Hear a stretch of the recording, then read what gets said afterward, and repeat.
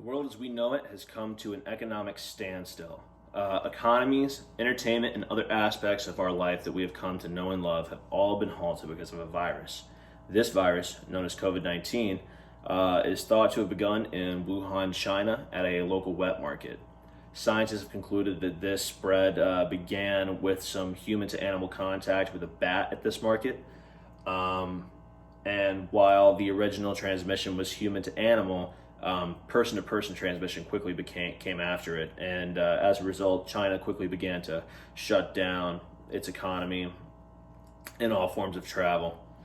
However, these shutdowns were not quick enough, and the virus spread to individuals that then traveled across the world. So countries from Asia, Europe, North and South America, as well as the rest of the world, have all begun to see the virus within their own borders, and as a result, mass panic ensued.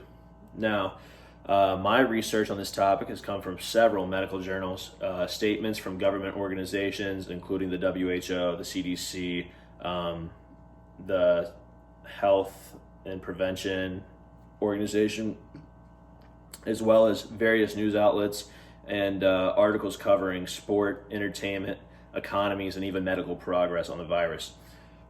The following are my findings. Now, a CDC article outlining the importance of social distancing as well as quarantine and isolation came out about a month ago. This outlines essentially the rules of social distancing, why you should follow it, including the 6 feet apart rule, wearing protective masks when going out in public, and things of that nature. Now, it also outlines the difference between quarantine and isolation for those who may have come into contact with someone that has the virus in terms of quarantine, or someone who confirmed has the virus and needs to be completely isolated from everyone else in order to slow down the spread. Now, the transmission of this virus can come from respiratory droplets. This has typically come from coughing, sneezing, as well as loud speech in general. The projectile that you have when speaking or anything else is very infectious if you have the disease. In fact, so infectious that one person can spread to at least 2 others, which is why you see the mass spread and transmission of this virus that we are experiencing today. As far as symptoms and sickness goes, most of them are flu-like to begin with. And then a pneumonia as the virus worsens, and then eventually it will shut down your lungs from breathing properly, and a ventilator will need to be surgically implemented to help you breathe. However, younger people are typically having a better time of withstanding this virus as opposed to the older generations. A report discussed hospitalization rates in the United States, and over 75% of those hospitalizations, the people were over the age of 50, and 90% of the adults studied in this had a pre-existing health condition, whether that be obesity, diabetes, heart or lung complications beforehand. And this is shown to massively impact the way you can combat the virus. However, there is possible antibodies that develop from surviving the virus, and this is thought to, like many others, give you a sense of immunity for about 1 to 2 years.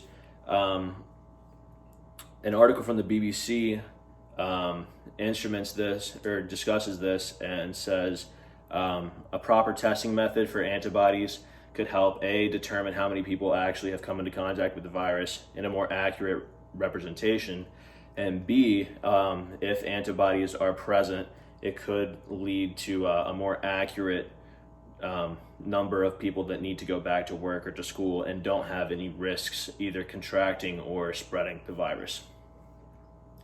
Now, from an economic standpoint, obviously this has shut down everything in the world.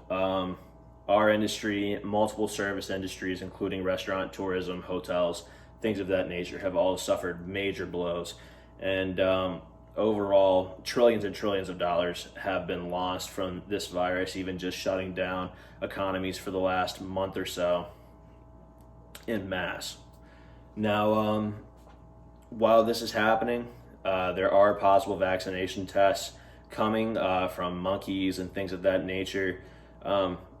Having progressed past that and starting to implement clinical trials on humans, and really trying to get the fast track on developing a safe vaccine for much of the world.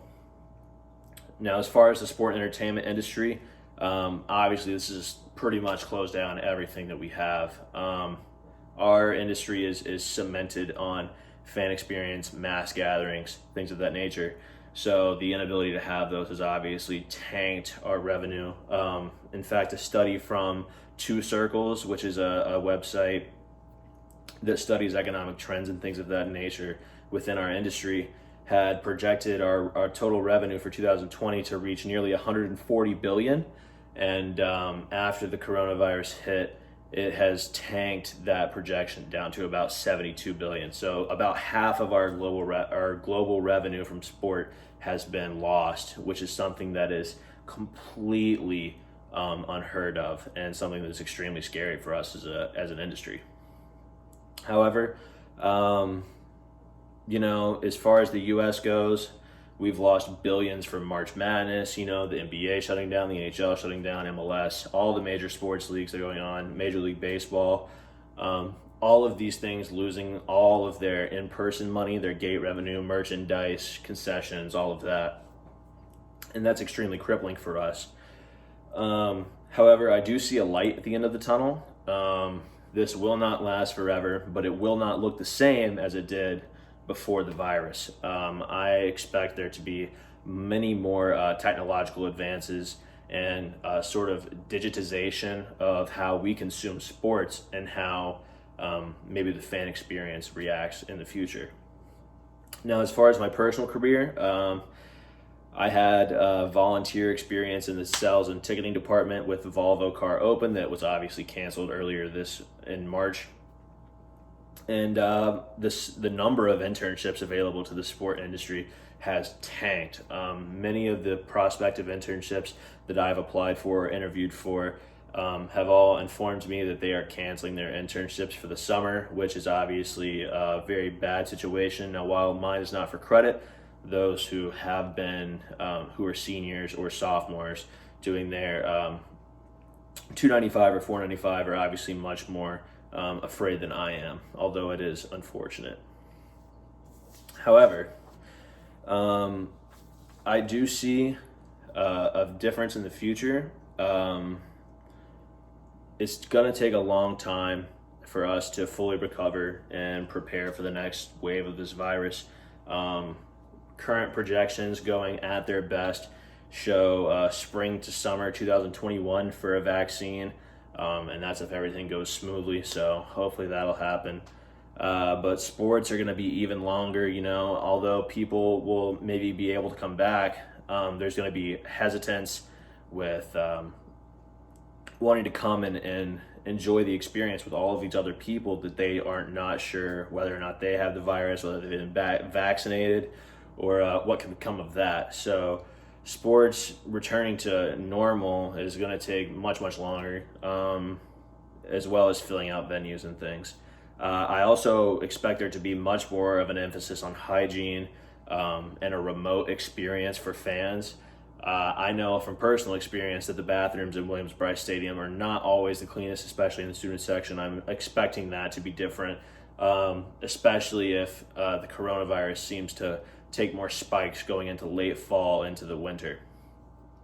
However, obviously the virus is going to come back, and we're going to have everything that we need to prepare and curb the spread of this and kind of get our industry back on track.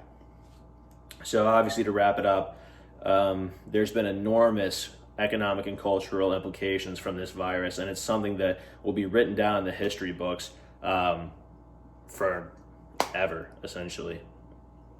And while economic impact and re-welcoming economy is going to be great, medicine should lead the way for this, for a fully functioning economy. And it should open the doors to scientific and tech breakthroughs that we have not yet seen as a nation or as anyone on Earth. having these scientific and tech breakthroughs likely will come from a stimulus of what we need as a society and how badly we need it for the curbing of the coronavirus. And likely above all of this is to stay positive. Some of the best advances that the world has come to enjoy has come from times like these. So really above all else right now,